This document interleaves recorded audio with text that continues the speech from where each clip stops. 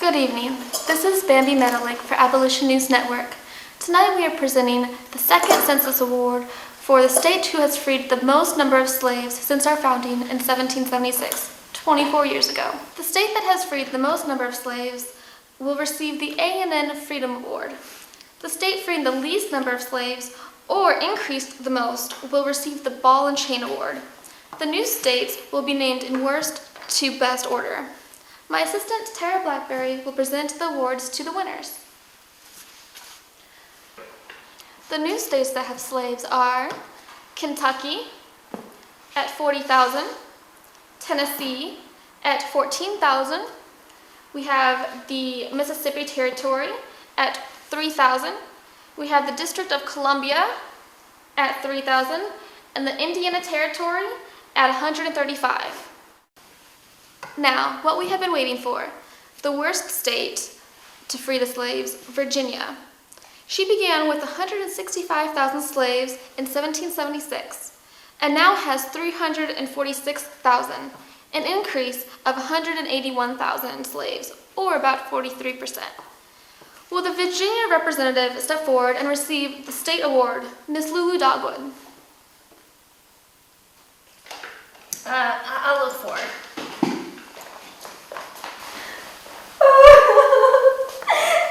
It's because we need slaves to do all the physical work. White men don't do manual work in Virginia. That is the laziest, sick attitude. I just realized something.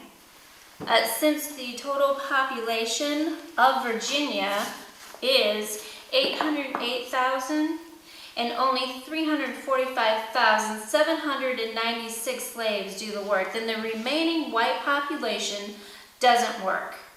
That's 462,204, or 59.2% that's unemployed. Wow, you're right. They will become feeble and die off unless they do some physical work. And now to continue. We have the states from 1776 to 1800s. We have South Carolina in 1776 at 110,000 slaves, now at 146,000, an increase of 36,000. We have North Carolina at 75,000 slaves, now at 133,000, an increase of 58,000. We have Maryland at 80,000, now at 106,000, an increase of 26,000. Then we have Georgia, right down here, at 16,000, now at 59,000, an increase of 43,000.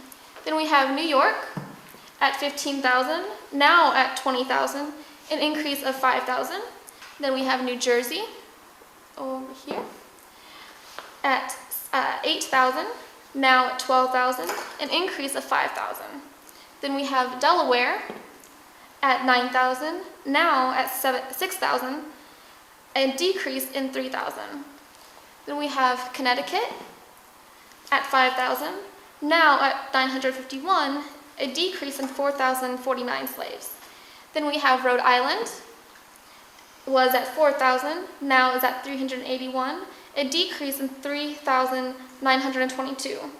And we have Massachusetts, was at 3,500, now at 0, a total decrease of 3,500. And then we have New Hampshire at 629, now at 8, a total decrease of 621. Now, finally, to receive the A&N Freedom Award for the state that freed the most number of slaves since the Declaration of Independence in 1776, Pennsylvania, who began with 10,000 slaves in 1776 and now has, by the U.S. Census, 1,706 slaves, or a decrease of 8,294. Accepting the award for Pennsylvania, Ms. Gretchen Huffenbleck. I'll get it.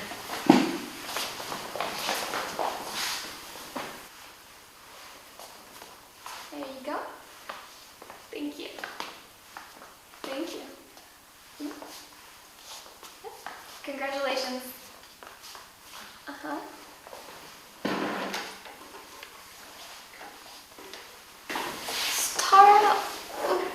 Why was she bowing so much? Well, she doesn't speak English, but she knew she was getting an award for something, so she bowed. That's horrible. Couldn't somebody explain it to her? I can't, I don't speak Dutch. Couldn't we get somebody to translate for her? Well, she was the only one, so they told her she was getting an award for her flower garden. You deceived the poor lady. This is Bambi Meadow Lake for A&N. Wait, you forgot about Vermont. It had 17 slaves before joining the Union in 1791. Well, let's just say they've all been freed since then and continue on. Well, what if they were re-enslaved or escaped? Then I'll send my personal posse out to find them. What if they died in captivity? Then we'll give them a posthumous award. Now really, that's it. This is Bambi Meadow Lake for Abolition News Network saying good evening.